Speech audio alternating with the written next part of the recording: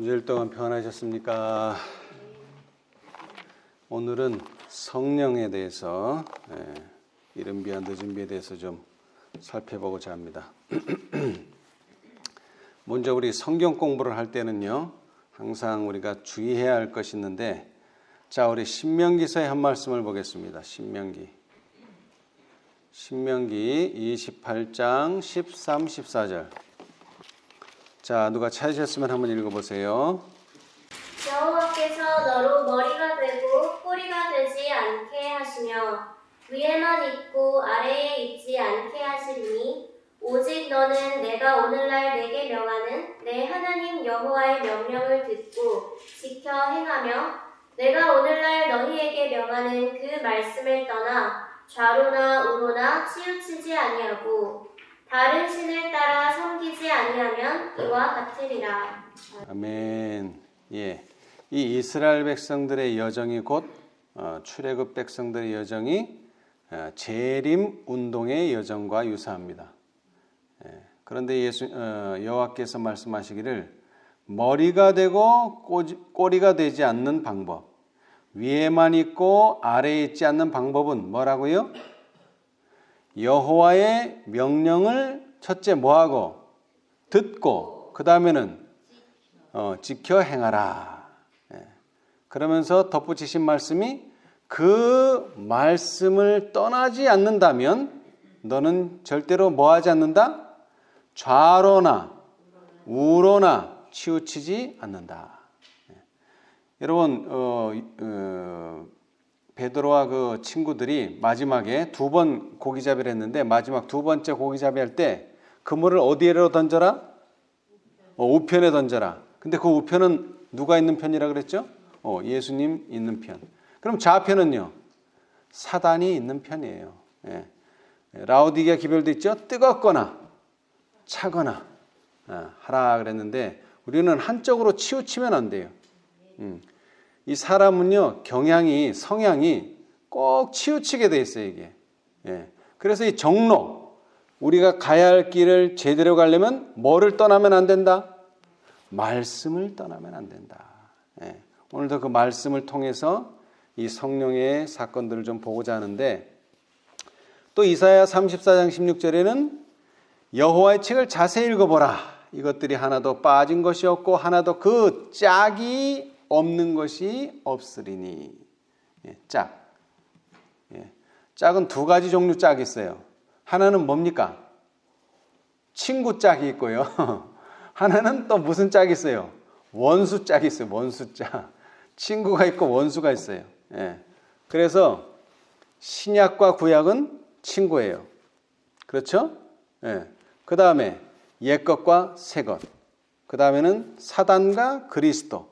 알곡과 가라지는 서로 반대예요. 원수란 말이죠. 근데 이른 비와 늦은 비는 뭡니까? 서로 친구 사이에.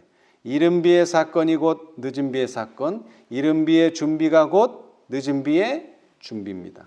다르지 않아요.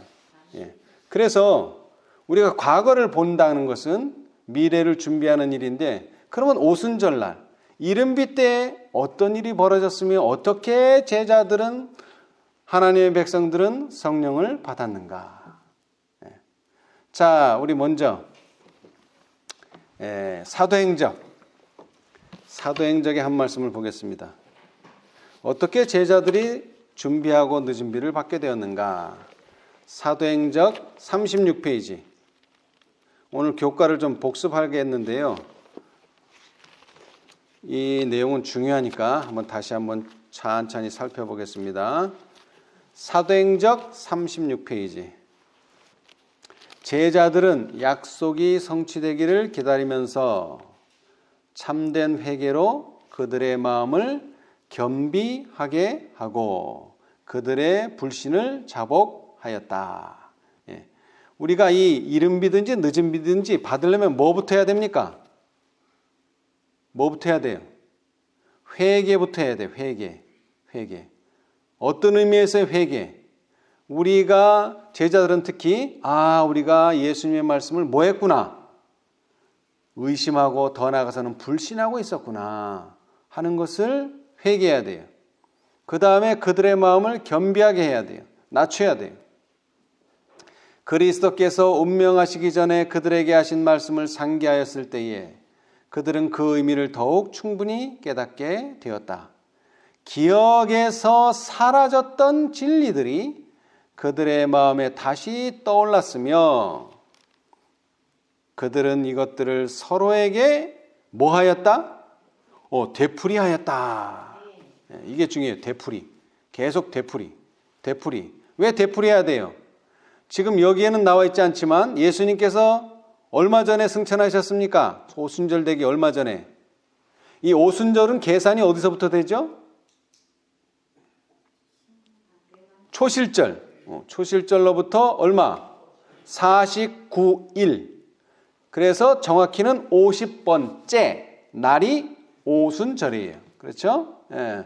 그래서 초실절 예수님이 부활하시고 제자들과 얼마를 같이 있었냐면 거의 40일을 같이 계셨어요. 그럼 얼마 남았어요? 이제 열흘 정도. 이 열흘 동안 뭐를 했느냐?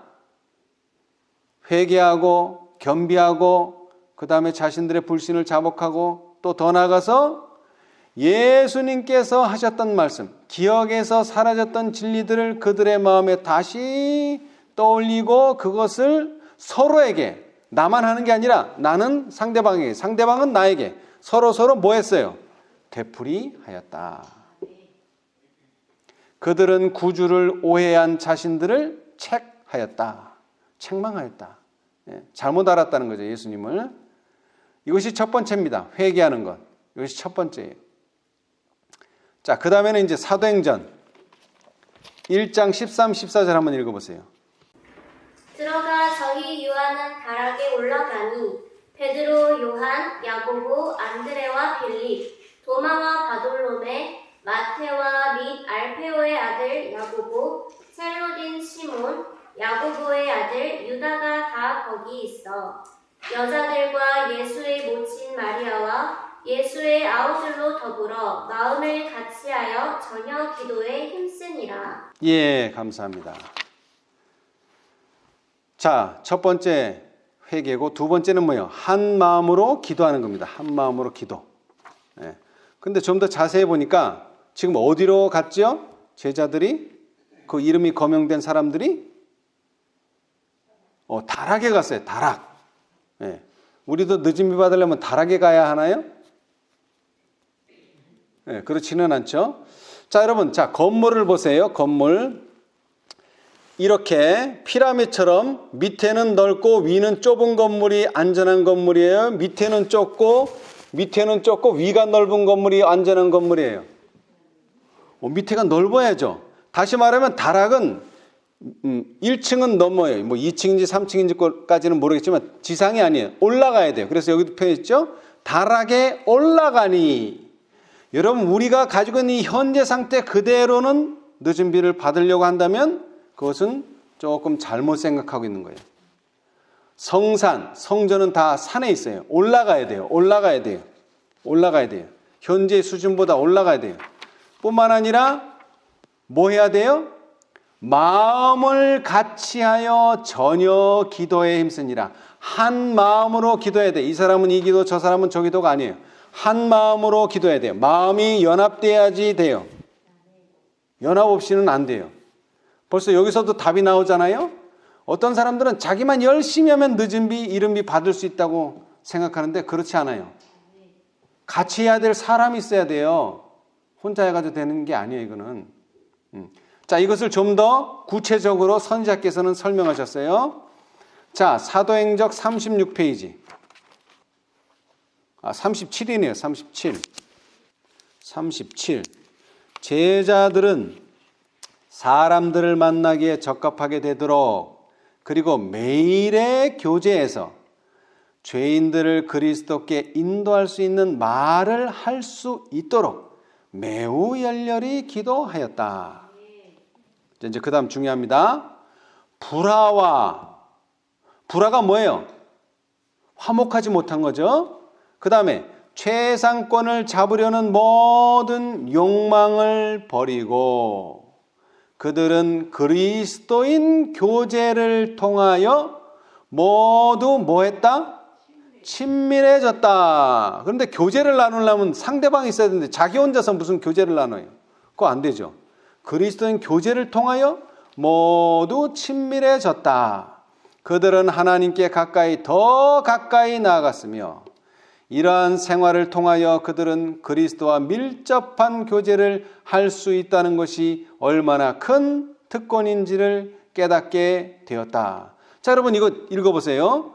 그리스도인 교제라 그랬는데 내용은 뭐예요? 그들은 그리스도와 밀접한 교제를 할 수 있다.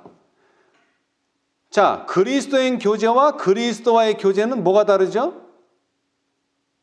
대상이 다르죠? 자, 우리는 다 그리스도인이에요. 우리끼리는 교제할 수 있어요. 자, 그런데 그리스도와 교제하려면 누가 있어야 돼요? 그리스도가 있어야죠. 그런데 여기는 말이 재밌어요. 그들은 그리스도인 교제를 통하여 모두 친밀해졌다. 그래 놓고서는 뭐예요? 이러한 생활을 통하여 그들은 하나님께 더 가까이 나아갔으며 이러한 생활을 통하여 그들은 그리스도와 밀접한 교제를 할 수 있다는 것이 얼마나 큰 특권인지를 깨닫게 되었다. 이 말이 재밌는데 그리스도인 교제를 나눠서 친밀해지지 않으면 누구와의 교제도 할 수 없다? 그리스도와의 교제도 안 된다. 예수님이 뭐라고 강조하셨냐면 너희 중에 지극히 작은 자 하나에게 행한 게 곧 누구에게? 내게 행한 것이다. 그리고 그들의 유익을 위하여 그분이 가르치고자 노력하신 그 교훈들을 깨닫지 못했던 것을 생각할 때에 그들의 마음은 슬픔으로 가득 찼다. 이 준비의 날들은 깊이 마음을 살피는 날들이었다. 회개했다 그랬죠 아까. 제자들은 영적인 필요를 느끼고서 저희를 영혼 구원 사업에 적합하게 해줄 거룩한 정료를 달라고 주께 부르짖었다. 그들은 단순히 자신을 위한 축복을 구하지 않았다. 자, 이거 줄 쳐놓으세요. 단순히 누구를 위한? 자신을 위한 축복을 구하지 않았다. 여러분, 유대인이 왜 실패했어요? 이 복을 자기 혼자만 뭐 한 거예요, 이게? 끌어안고 절대로 남을 안 줘요. 그게 멸망의 원인이 된 거예요. 그렇죠? 여기서도 마찬가지예요. 단순히 자신을 위한 축복을 구하지 않았어요. 그러면 왜 이 사람들이 성령을 받기를 원해요? 그 받은 축복을 뭐 하기 위해서? 나누어 주기 위해서 받기를 원했던 거예요. 그러기 때문에 개인적으로는 이 복을 받을 수 있다고요? 없다. 이것은 분명한 사실입니다.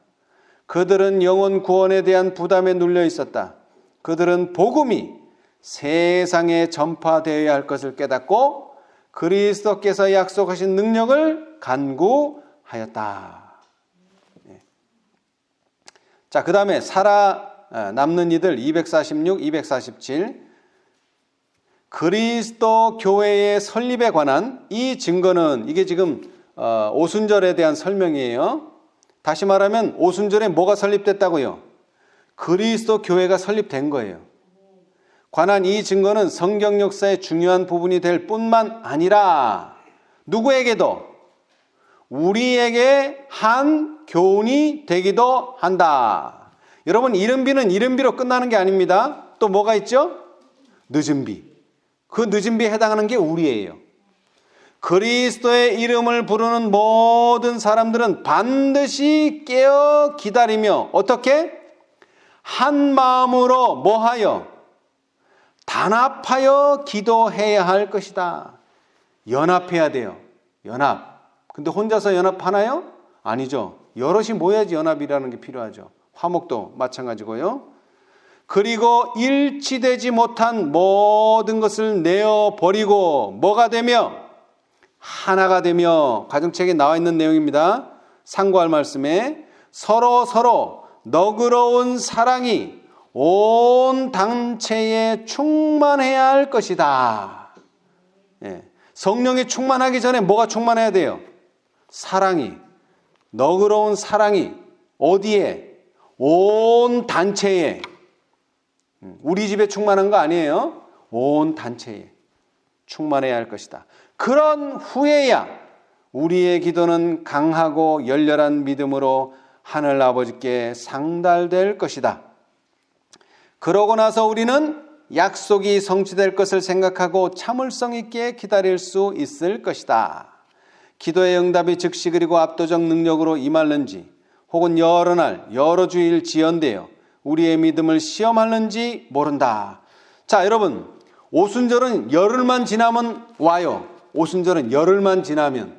그러나 늦은 비는요, 열흘이 될지 한 주가 될지 두 주가 될지 세 주가 될지 몇 달이 될지 기약은 없어요. 그러나 하나님께서는 언제 어떻게 우리의 기도를 응답해야 하실지를 아신다. 하나님과 연결될 수 있는 신성한 통로를 열어놓는 것은 우리가 해야 할 일이다. 하나님께서 당신이 하셔야 할 부분에 대해서는 책임을 지실 것이다. 약속하신 이는 믿을 수 있는 분이시다.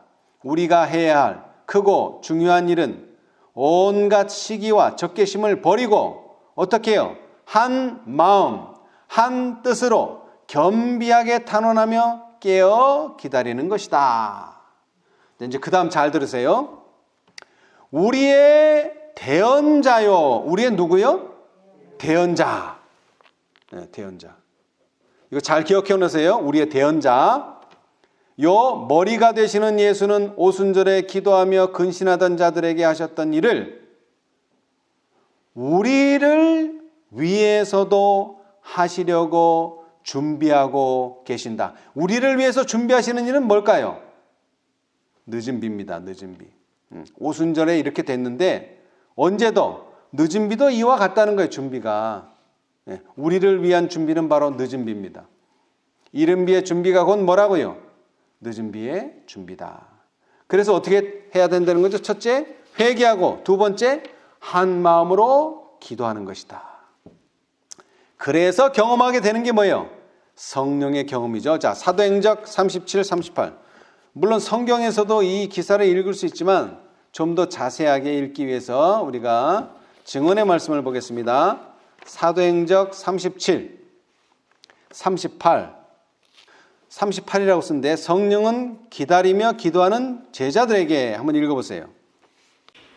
성령은 기다리며 기도하는 제자들에게 충만히 임했으며 모든 사람은 그것을 체험하였다. 무한하신 분께서는 당신의 교회에게 능력 있게 그 자신을 나타내셨다. 자, 여기도 보세요. 이른비가 어디에 나타났다고요? 당신의 교회에게 나타나는 거예요. 자, 그 다음요. 이 가마력은 마치 여러 시대 동안 억제되어 온 듯 하였는데 이제 하늘은 교회에 성령의 은혜의 부요를 부을 수 있게 됨을 기뻐하였다. 자, 하늘은 어디에다가 부어? 교회에다가 부어요. 교회에다가. 개인에게 붓는 게 아니라 교회에다가. 그렇죠? 교회에 성령의 은혜의 부요를 부을 수 있게 됨을 기뻐하였다. 자, 그 다음요. 성령의 감화로 참회와 자복의 기도가 용서에 대한 찬양의 노래와 뒤섞였다. 감사와 예언의 말씀이 들렸다. 온 하늘은 비할 데 없고 이해할 수 없는 사랑에서 우러나오는 지혜를 굽어 내려다보고 찬탄에 맞이 아니하였다. 놀라 어찌할 바를 모르며 사도들은 사랑은 여기 있다고 부르짖었다. 제자들은 나누어 주신 선물을 붙잡았다. 그러자 어떤 일이 일어났는가? 능력으로 새롭게 날이 서고 하늘 번갯불에 달궈진 성령의 검은 모든 불신을 제거하였다. 하루에 수천 명이 회개하였다. 네, 놀라운 역사가 일어났죠. 이게 오순절 이른비의 경험입니다. 자, 그리고 사도행적 39페이지. 사도행적 39페이지. 불의 혀같이 갈라지는 것이 그때 이제 성령이 내려오는 모습을 묘사한 거예요. 불의 혀같이 갈라지는 것이 저희에게 보여 각 사람 위에 임하여 있더니 저희가 다 성령의 충만함을 받고 성령이 말하게 하심을 따라 다른 방언을 말하기 시작하니라. 사도행전 2장 3절 4절. 자, 여러분, 성령이 어떻게 내립니까? 단체에 내려요. 교회에 내려요. 그런데 실제적으로는 그 교회에 소속된 그 교회의 다락방에 모인 사람 위에게 어떻게 개인적으로 각 사람 위에 임해요. 각 사람 위에. 그리고 어떤 변화가 일어났죠? 방언으로 말하기 시작하니라. 방언을 말하기 시작해요. 예. 자, 그래서 그 다음을 읽어보면 불의 혀 모양을 취하신 성령께서 누구 위에 임하였다? 모인 사람들. 이 모인 사람들을 한자로 뭐라 그래요? 모인 사람들. 모인 사람들. 회중. 이 단어도 기억하세요. 회중. 자, 제가 아까 뭐 기억하라 그랬죠? 살아남는 이들에서는 대언자. 요 단어 기억하고 사도행적 39페이지는 모인 사람들. 한자로 뭐라고요? 회중. 요 단어를 기억하세요. 자, 이것이 누가 경험한 오순절의 경험이에요? 제자들이 경험했어요. 첫 번째로는 제자들이 경험했어요. 자, 그 다음에는 이제 이 제자들이 성령을 받고 어디로 갔어요? 성전에 가서. 왜? 이때는 6월절이라 많은 사람들이 전 세계에서 몰려왔잖아요. 그래서 방언도 필요한 거고. 그래서 몰려왔기 때문에 이제 누가 설교했어요? 베드로가 설교했어요. 사도행전 2장 36절.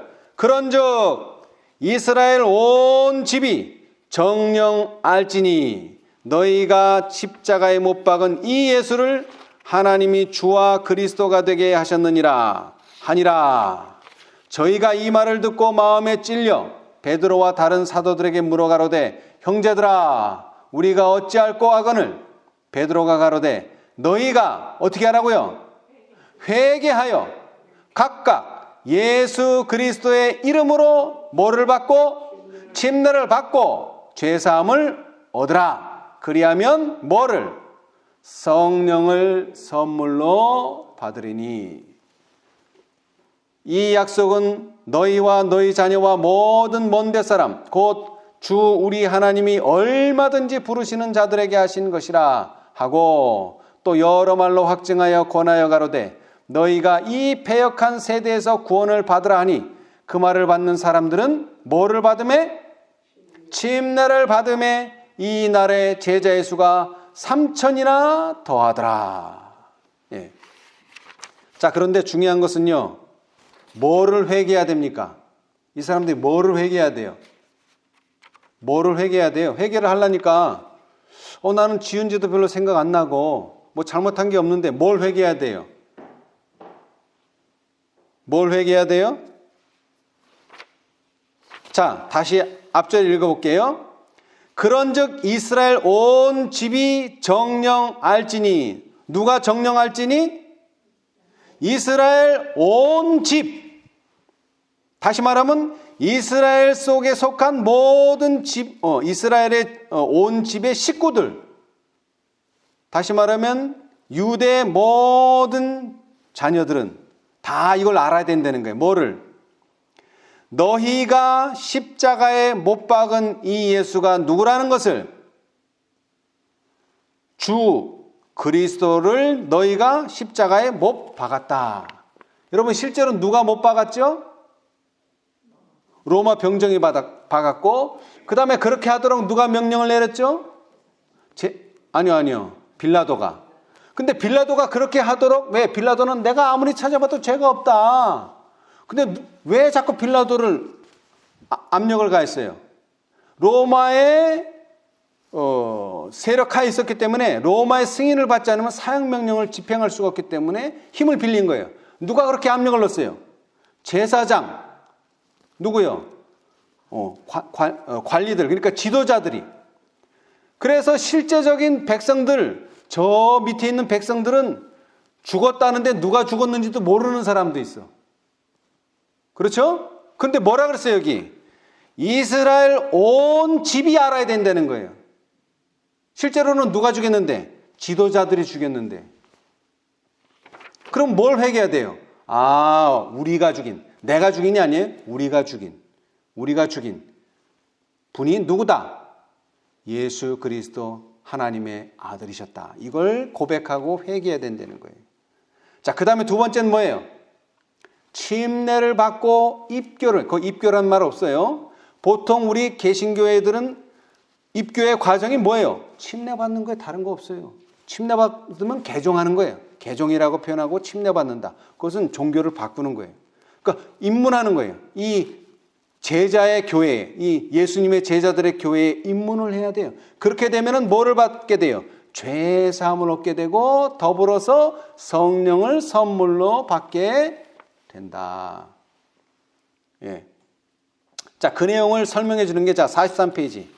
그들이 직접적으로 예수를 죽인 게 아니지만 그들도 그 죄가 있다는 거예요. 예수를 죽인 죄가. 자, 베드로는 가책을 느끼는 사람들에게 43페이지. 구속의 역사 1190페이지 왼쪽 단 위에서 두 번째. 베드로는 가책을 느끼는 사람들에게 저희가 그리스도를 거절한 것은 제사장과 관원들에게 뭐를 당했기 때문이에요? 기만을 당했기 때문이며 만일 그들이 계속 이 사람들 누구죠? 제사장과 관원들의 권고를 바란다면 첫 번째, 그 다음 두 번째, 저희가 담대히 그리스도를 인정하지 않는다면 세 번째, 제사장과 관원들이 먼저 회개할 때까지 기다린다면 무슨 일이 벌어져요? 저희는 결코 그리스도를 영접할 수 없으리라는 사실을 충분히 권고하였다. 여러분, 예수님을 영접하는데 왜 이런 것들이 필요해요? 그냥 예수님 영접하면 되지. 그렇잖아요. 나 예수님 영접할 거야. 근데 누가 방해를 해요? 제사장과 관원들이. 근데 그 방해는 어떻게 할 때 오는 거죠? 이 사람들, 제사장과 관원들의 권고를 계속 들으면 그렇게 되는 거예요. 바란다면. 그 다음에는요, 그래도 나는 담대히 그리스도를 인정하겠다. 그러면 되는데 또 그걸 안 해. 뭐를 기다려? 제사장과 관원들이 먼저 그거 좀 해줘라. 그럼 나 따라가겠다. 따라가려고 기다리는 사람들은 절대 예수님을 영접할 수 없어요. 본인이 먼저 해야 돼요. 어쩔 수 없어요. 그들은 먼저 하지 않아요. 여러분, 이 일은 이른비 때 지금 벌어진 일인데 재림 당시에도 어쨌어요? 우리 목사님이 받아들이면 저 첫째 천사의 기별을 그렇게 기다리고 있는 사람들은 받아들였을까요? 못 받아들였을까요? 못 받아들여요. 왜? 목사들은 대부분 거절했기 때문에. 그래서 뭐라 그래요? 종종 우리 사람들이 이건 평신도 운동이다. 왜? 목사들은 다 대부분 거절하기 때문에. 그러니까 목사들 쳐다보고 있다가는 안 되는 거예요, 이게. 예. 그러나 하여튼지 간에 그들의 영향으로 그들은 예수를 영접할 수 없게도 될 수 있다는 것을 기억해야 돼요. 자, 이제 그 다음 좀 더 내려가서요. 그리스도께서, 다음 단락, 그리스도께서 제자들에게 설명하셨던 성경 말씀이 이러한 하늘의 빛으로 말미암아 그들 앞에 완전한 진리의 빛으로 제시되었다. 뭐 어떻게 제시됐다고요? 완전한 진리의 빛으로. 그러니까 진리라고 하는 것이 사람들은 그냥 뭐 하나만 가지고 그냥 난리예요. 뭐 하나만 가지고. 근데 진리는 뭐라고요? 사슬과 같아요. 사슬이 되려면 이게 뭐예요? 고리와 이게 잘 연결이 돼야 돼요. 제가 이사야 34장 16절도 말했지만 이 짝들이 잘 맞아야 된단 말이에요. 하나만 가지고 하면 안 돼요. 잘못하면 좌로나 우로나 치우칠 수가 있어요. 근데 여긴 뭐라 그랬어요? 이 제자들이 그들 앞에 완전한 진리의 빛을 제시했어요. 불완전한 게 아니에요. 모자라는 게 아니에요. 부족한 것도 아니에요. 완전한. 그 너머를 보지 못하도록 그들을 막았던 장막은 이제 폐지되어 제거되었으므로 그들은 그리스도의 사명의 목적과 그분의 나라의 성질을 완전하고 명확하게 이해하게 되었다. 제자들은 구주의 능력으로 말하였으므로 청중들에게 무엇을 드러낼 수 있었어요? 무엇을? 구속의 경륜을. 이게 중요한 거예요.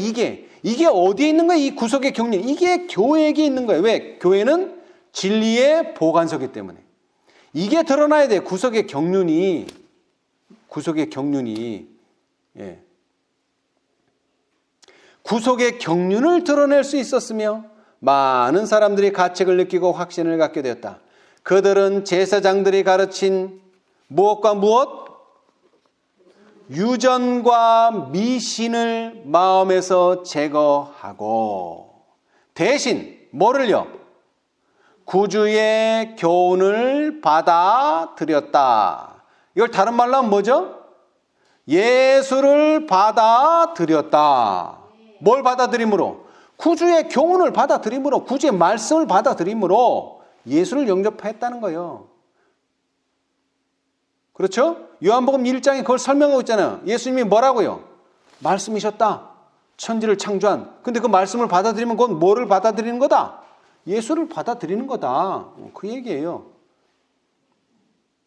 자, 아까 살아남는 이들의 우리의 대언자여 머리가 되신 예수는 오순절에 기도하며 근신하던 자들에게 하셨던 일을 우리를 위해서도 하시려고 준비하고 계신다. 그런데 거기에 뭐가 중요하다고요? 대언자. 대언자. 여러분 성경에는 보혜사라는 단어가 5번 나와요. 5번.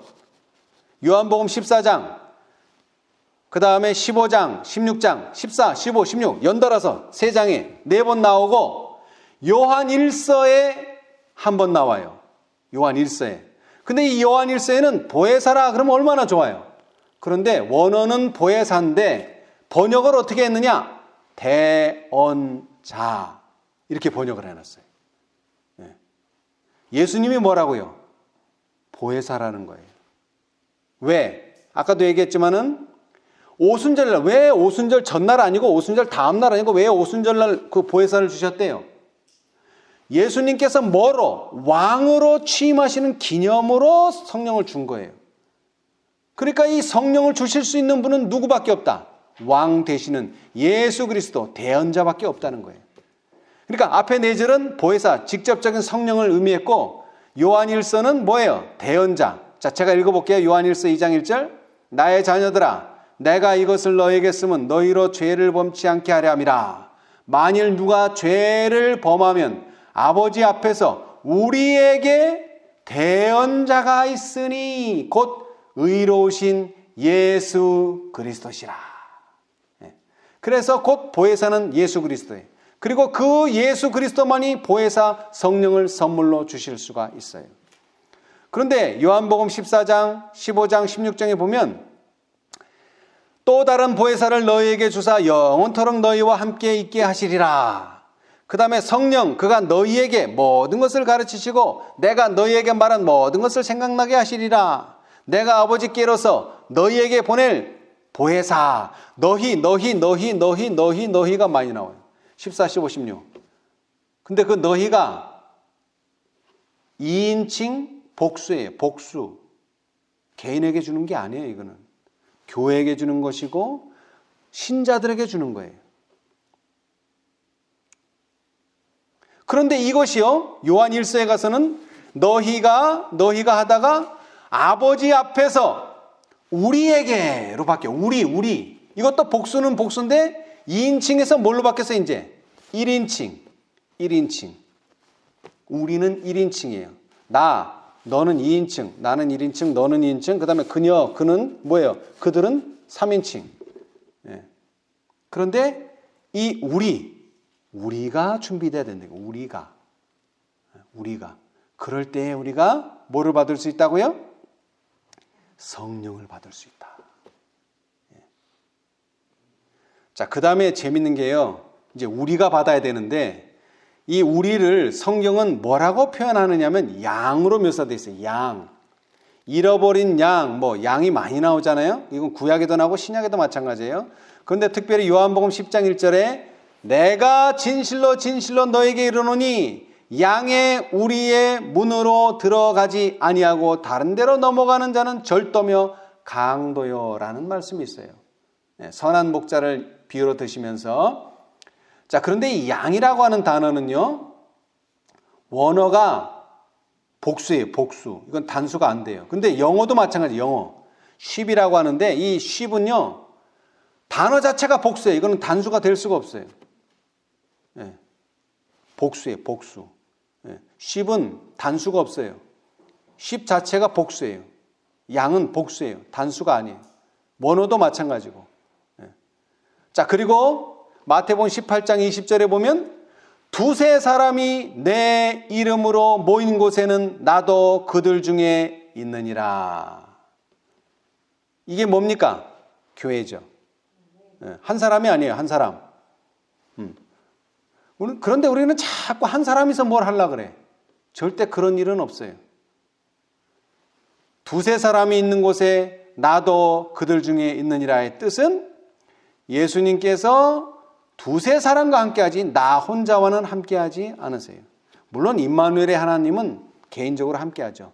그러나 성령의 사업을 말할 때 절대 개인적인 사업이 아니라는 겁니다. 이건 교회적인 사업이에요. 자, 그것을 보여주는 게 바로 사도행적 9페이지입니다. 자, 보겠습니다. 사도행적 9페이지. 한번 읽어보세요, 누가. 교회는 사람을 구원하기 위해 하나님께서 세우신 기관이다. 교회는 봉사를 위하여 조직되었으므로 그 사명은 온 세상에 복음을 전하는 것이다. 태초부터 하나님은 당신의 교회를 통하여 당신의 충만과 풍족을 온 세상에 나타내시려고 계획하셨다. 네, 거기까지요. 자, 이 계획은 오순절날에 시작된 게 아니에요. 언제부터? 태초부터.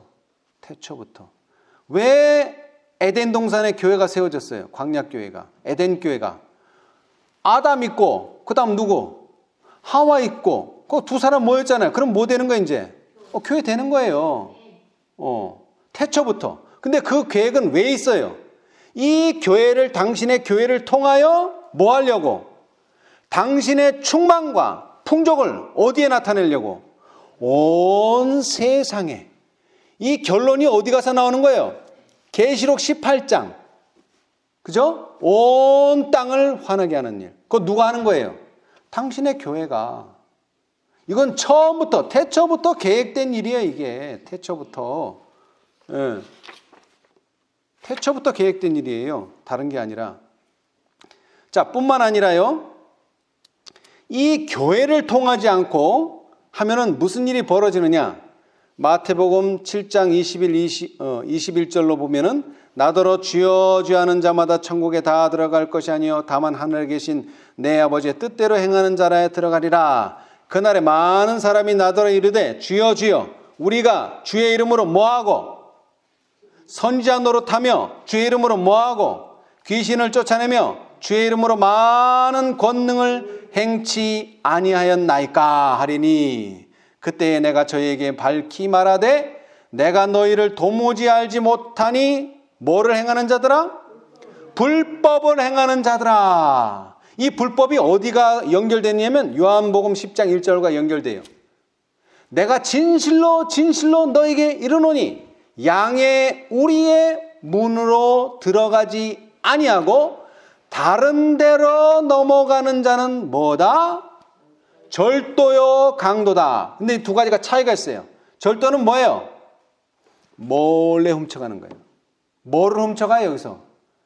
양을 훔쳐가요. 강도는요? 뺏어가요. 이거는 대놓고 뺏어가요. 근데 절도는 몰래 훔쳐가는 절도도 있고요. 아주 대놓고 뺏어가는 강도도 있어요. 예. 근데 이게 다 뭐 하는 자다? 불법을 행하는 자들이다. 왜? 하나님은 뭐를 통해서 일한다 그랬는데? 교회를 통해서 일한다 그랬는데 교회 없이 자기 혼자 지멋대로 하는 사람들. 불법을 행하는 자라는 뜻이죠. 예. 자, 우리가 예수님의 제자들의 경험, 그 다음에 제자들의 설교를 들은 유대인들의 경험을 봤어요. 이제 오순절 이후의 경험을 또 보겠습니다. 자, 에디오피아 내시 잘 아시죠? 예. 자, 우리 사도행전 8장 29절로 38절. 성령이 빌립더러 이르시되 이 병거로 가까이 나아가라 하시거늘 빌립이 달려가서 선지자 이사야의 글 읽는 것을 듣고 말하되 읽는 것을 깨닫느뇨. 대답하되 지도하는 사람이 없으니 어찌 깨달을 수 있느뇨 하고 빌립을 청하여 병거에 올라 같이 앉으라 하니라. 자, 보세요.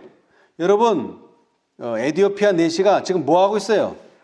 성경 공부하고 있죠? 그렇죠? 그런데 뭐가 없어요? 깨달음이 없어요. 왜 깨달음이 없어요? 왜 깨달음이 없다 그랬어요 거기?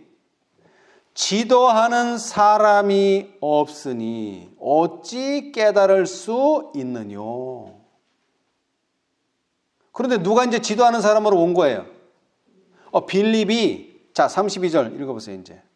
읽는 성경 구절은 이것이니 일러스되 저가 사지로 가는 양과 같이 끌리었고 털 깎는 자 앞에 있는 어린 양의 잠잠함과 같이 그 입을 열지 아니하였도다. 낮을 때에 공변된 판단을 받지 못하였으니 누가 가히 그 세대를 말하리요. 그 생명이 땅에서 빼앗김이로다 하였거늘. 내시가 빌립더러 말하되 청컨대 묻노니 선지자가 이 말한 것이 누구를 가리킴이뇨? 자기를 가리킴이뇨? 타인을 가리킴이뇨? 빌립이 입을 열어 이 글에서 시작하여 예수를 가르쳐 복음을 전하니 길 가다가 물 있는 곳에 이르러 내시가 말하되 보라 물이 있으니 내가 침례를 받음에 무슨 거리낌이 있느뇨. 자 보세요. 자 성경 공부했으면 끝나는 거 아니에요? 근데 뭐를 원했어요 이 내시가? 침례를 받고자 했어요. 이게 중요한 내용이에요. 침례. 침례. 자 38절.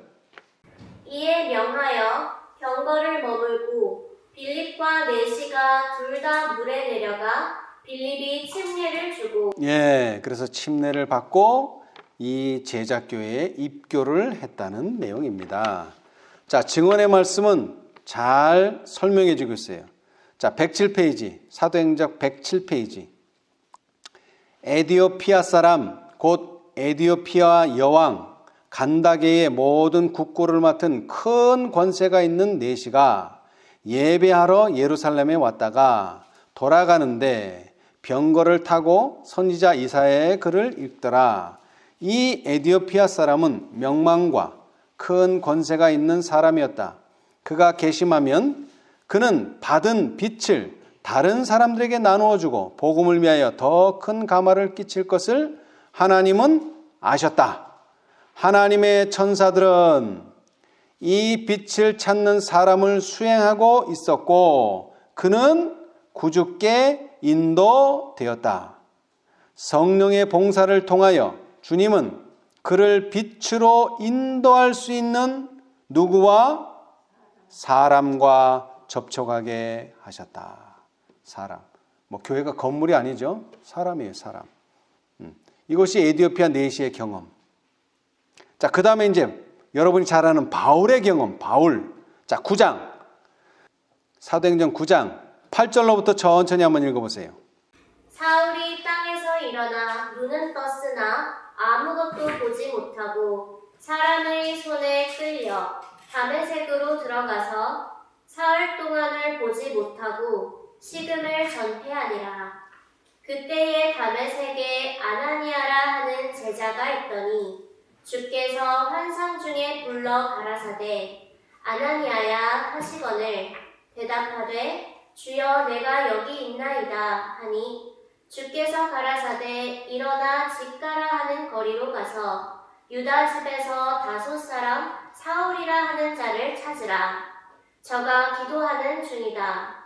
저가 아나니아라 하는 사람이 들어와서 자기에게 안수하여 다시 보게 하는 것을 보았느니라 하시거늘 아나니아가 대답하되 주여 이 사람에 대하여 내가 여러 사람에게 듣사온즉 그가 예루살렘에서 주의 성도에게 적지 않은 해를 끼쳤다 하더니 여기서도 주의 이름을 부르는 모든 자를 결박할 권세를 대제사장들에게 받았나이다 하거늘 주께서 가라사대 가라 이 사람은 내 이름을 이방인과 임금들과 이스라엘 자손들 앞에 전하기 위하여 택한 나의 그릇이라.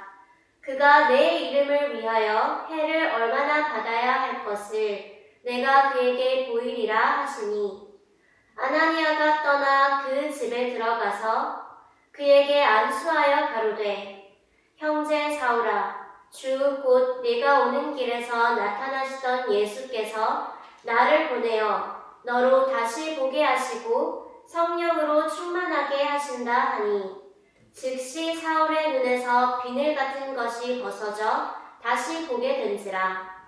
일어나 침례를 받고 음식을 먹음에 강건하였으니라. 사울이 다메섹에 있는 제자들과 함께 며칠 있을 새 즉시로 각 회당에서 예수의 하나님의 아들이심을 전파하니 듣는 사람이 다 놀라 말하되 이 사람이 예루살렘에서 이 이름 부르는 사람을 잔해하던 자가 아니냐. 여기 온 것도 저희를 결박하여 대제사장들에게 끌어가고자 함이 아니냐 하더라. 사울은 힘을 더 얻어 예수를 그리스도라 증명하여 다메섹에 사는 유대인들을 굴복시키니라. 예, 감사합니다. 자, 여기서도 보면은요, 사울은 성경 지식이 대단한 사람이에요. 보통 사람이 아니에요. 그런데 누구를 만나야 했죠? 아나니아를 만나야 했어요. 왜 만나야 했어요? 왜 만나야 하죠? 뭐 아나니아가 바울한테 가르칠 게 있어요?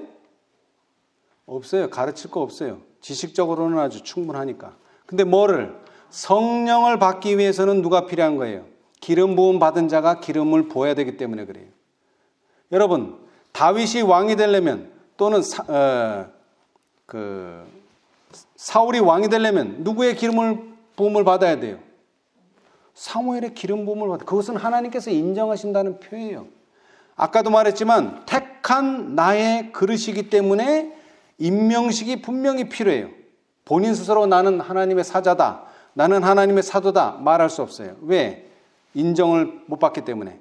그래서 안수해서 그에게 성령 충만하게 해서 자격을 줌으로써 이제 사울은 비로소 사도의 직분을 가지고 일할 수 있게 된 거예요. 그렇죠? 자, 이것을 또 선지자는 더 자세히 설명해 놓으셨어요. 사도행적 120페이지. 120. 예. 구속의 역사 1214페이지 오른쪽 단 밑에서 두 번째. 사울의 회심의 기록에는 우리가 언제나 마음속에 간직해야 할 중요한 뭐가 있다? 원칙들이 있다. 사울은 직접 그리스도의 임재 속으로 인도되었다. 여러분, 간접이 아니에요. 직접. 그리스도의 임재를 직접 경험했어요.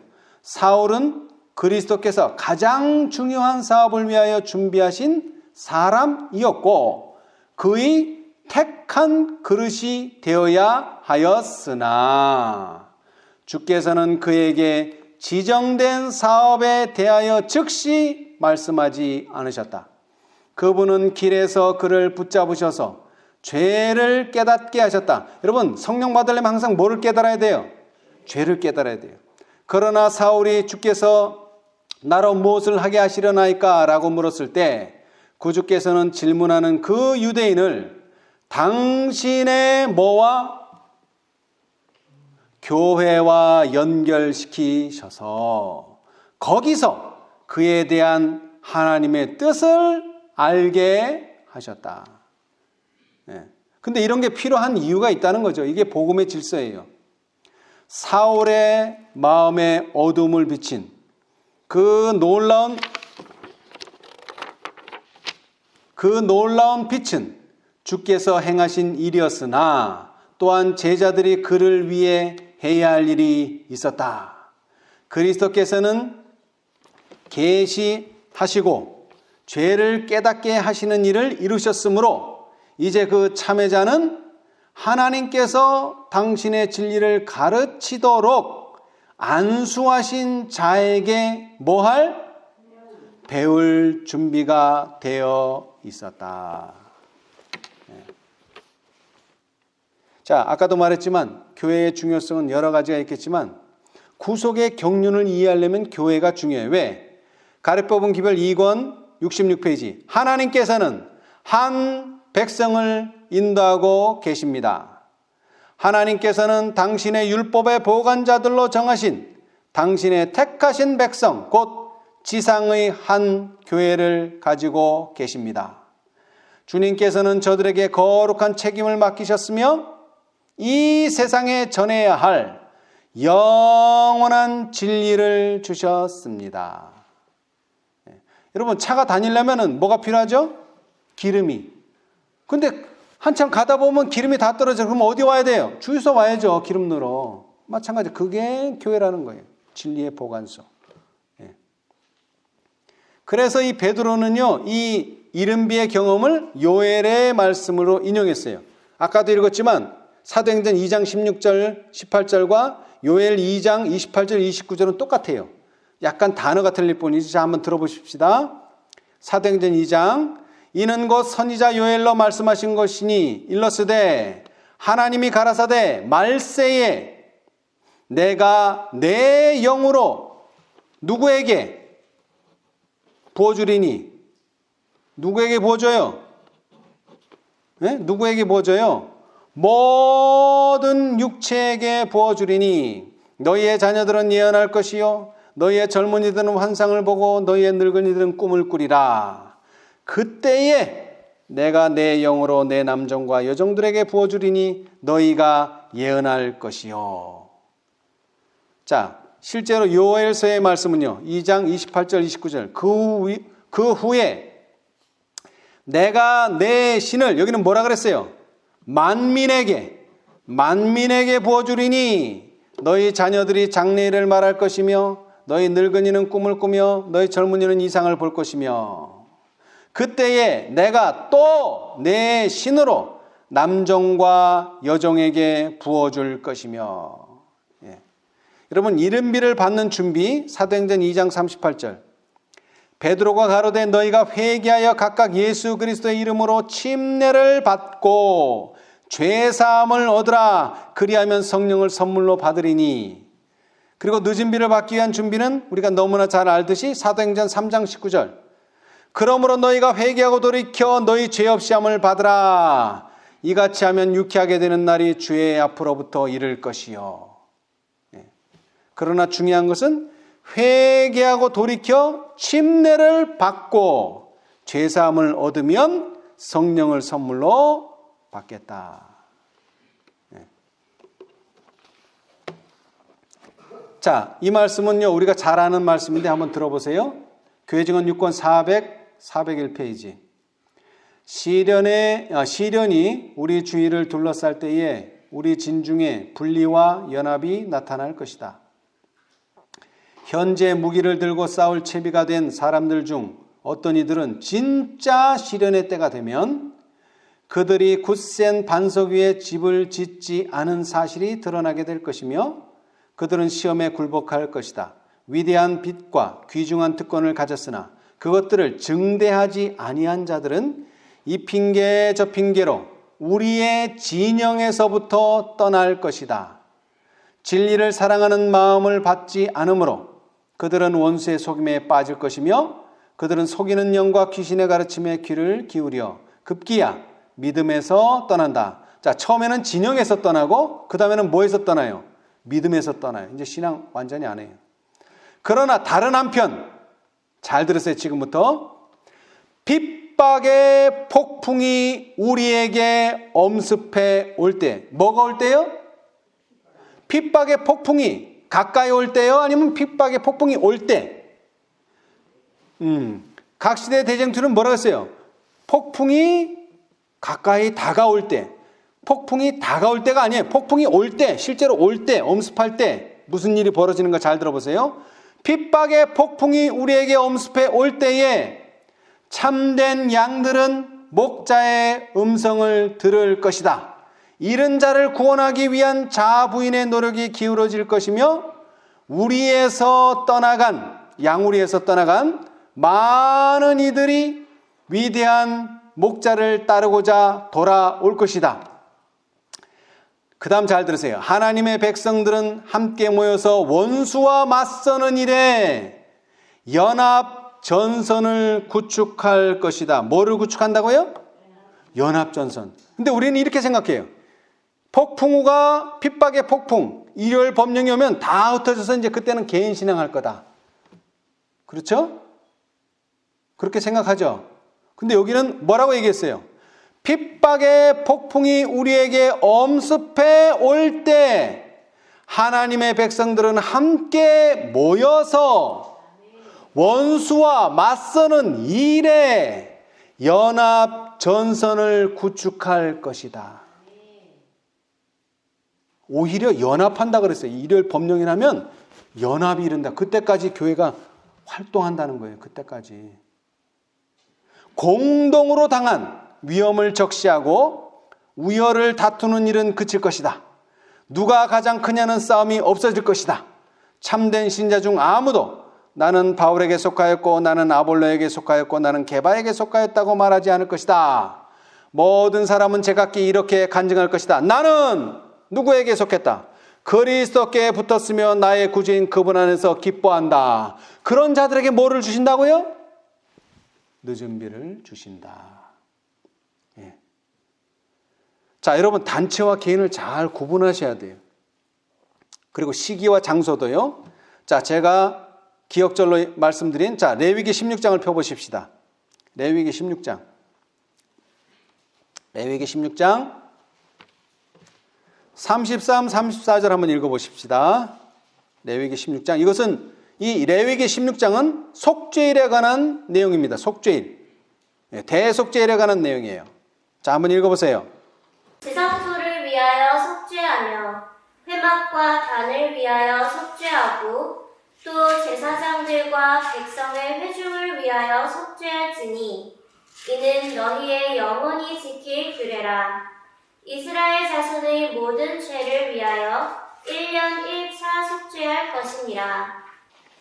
자, 속죄일이 뭐 하는 날입니까? 간단히 얘기해서.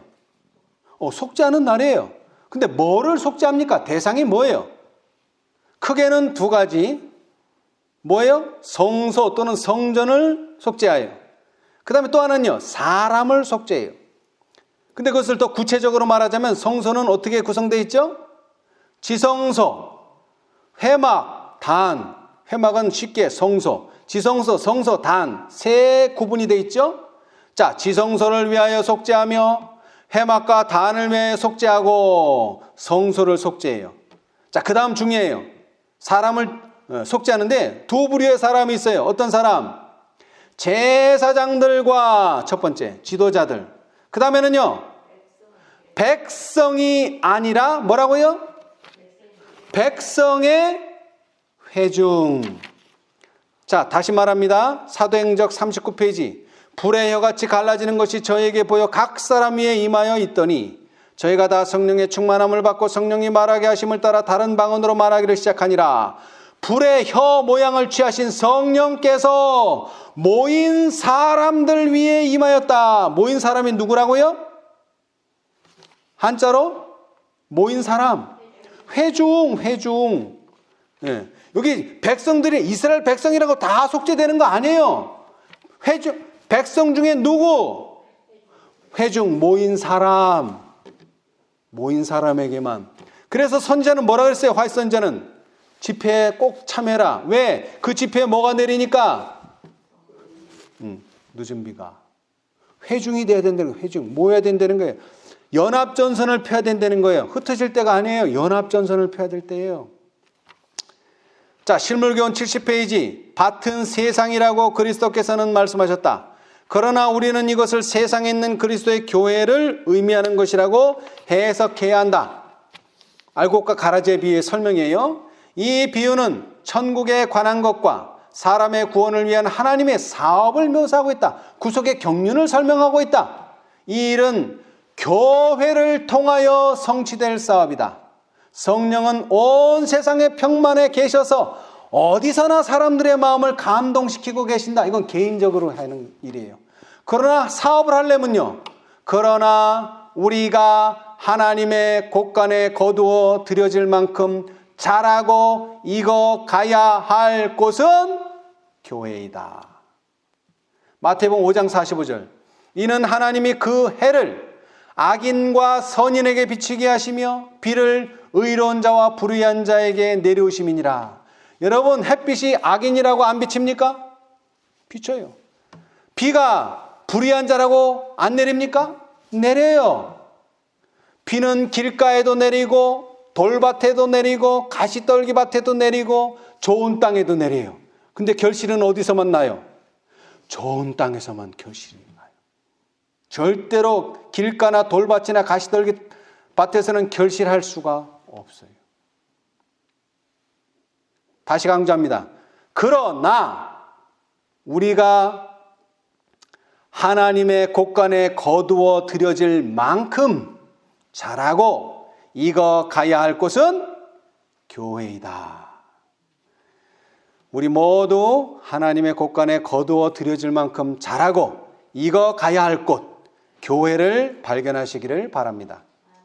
그리고 그곳에서 추수꾼 천사에 의하여 인이 쳐지고 묶여서 하늘 창고에 들여지기를 간절히 바라면서 오늘 말씀을 마치겠습니다. 감사합니다.